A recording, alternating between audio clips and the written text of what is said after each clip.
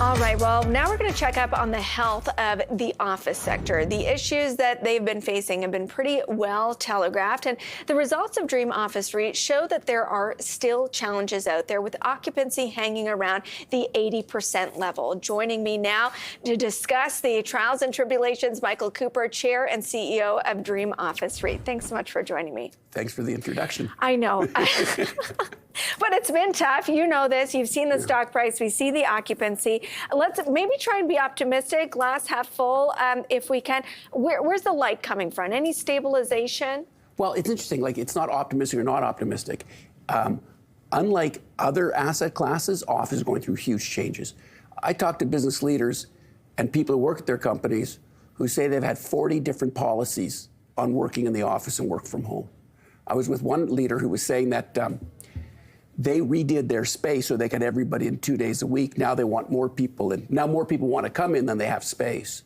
And other people, their leases haven't even come up yet, so they haven't dealt with it. So, you know, I think fundamentally, people are trying to figure out how to work in a new environment. And they don't know yet. So it's hard for them to make long-term decisions.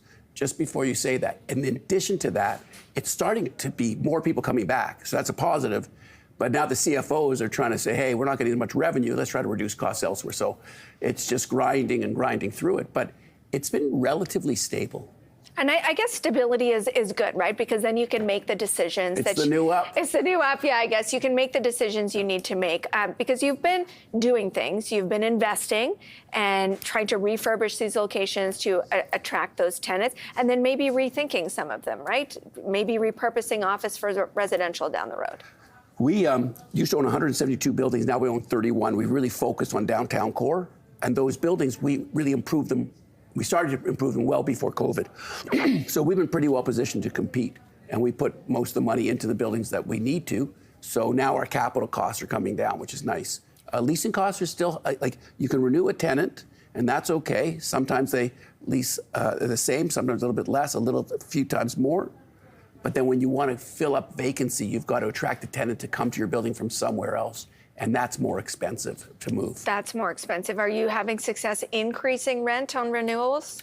Yeah. I think our renewals were 14% higher than the rent before. So, you know, that part's okay. The real issue is that people are just so uncertain they're not making big decisions. The flip side is overall things are going pretty well in companies and it's creating pent-up demand and it will work its way through the system. I think that was going to be my follow-up, and you've alluded to it twice. We just got a read of the employment picture in Canada. We lost jobs. If the unemployment rate continues to tick higher, you need employment because that's where people go to the offices. So is that stability that you're experiencing maybe a little unstable? We're having a really hard time understanding the numbers with all the different types of immigration. And you see the numbers and you kind of figure, well, who is it who's unemployed? Just like on the flip side, when people come into Canada on student visas and they work part-time, that may bring the per capita income down, but they're also helping us in a lot of ways by taking jobs that are vacant. So I don't know if the softness is people who work in office or not, but that's not what we're seeing. We're really seeing the companies are trying to say, how do I reduce my costs to keep a healthy income statement? Well, one sector we've seen a lot of growth actually is public sector, and the government is a big tenant of yours. Have you been almost leaning into that, or has that been a happy accident? Oh, that's a great question. It's a really great question because the governments aren't acting the same. The provincial government, they want people back in the office, they're using their space. The federal government has had a lot of these mixed messages. Remember, they were saying you don't have to come back. The unions were saying you shouldn't have to make us come back. And then they said, we want you back 3 days a week. The unions are suing them. It would be a great benefit for the office sector if the federal government and the city governments had more people coming back. I think it might help the banks and others. But if you look at most private businesses, like whether they're public or privately owned, everybody's in the office. So it's really these big organizations that are having the difficulty changing that. You mentioned how much your portfolio has changed over the years to really focus on the downtown concentration. Doesn't downtown feel a little nuts right now? The construction, the congestion, the number of people that aren't able to find housing. It's really changed over the last 5 years. So I don't think the housing's the issue downtown. I think the transportation's a big issue. And I think, like, a lot of people are having trouble getting downtown.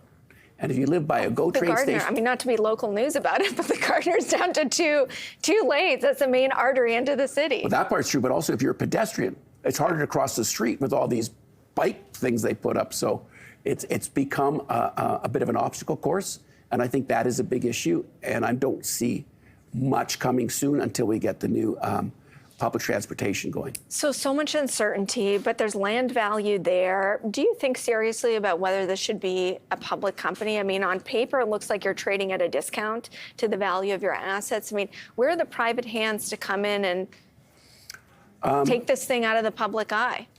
Well, that may happen. I think if you start to do research, office buildings that trade at hands, there's just not that many. So I think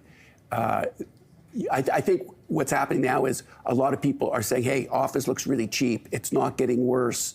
A lot of other things are expensive. We should probably do some more work on office. But I think they're doing more work. They're not buying. So there hasn't been that many office buildings that are traded. What about you? Do the work, find a financial partner. You know, this is your is your dream.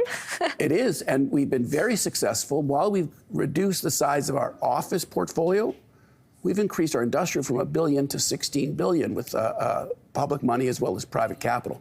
But one thing I would say is, if you're not from Canada, Canada looks really attractive. So most of the trades that are happening of scale are either international private equity funds or sovereign wealth funds investing in Canada who feel there's great opportunity. So we get a little bit too negative here, but offices, people are starting to have some interest, but we haven't seen a lot of transactions So yet. you're saying people are doing the work now, whereas maybe a year or two ago they weren't, because the deals we've seen have been residential, a cemetery. Well, first, when you look at the big transactions in any asset class, it's foreign money buying Canadian assets. They've really stood up and invested in Canada. Very excited about it. And office, I think people are doing some work on. It hasn't happened.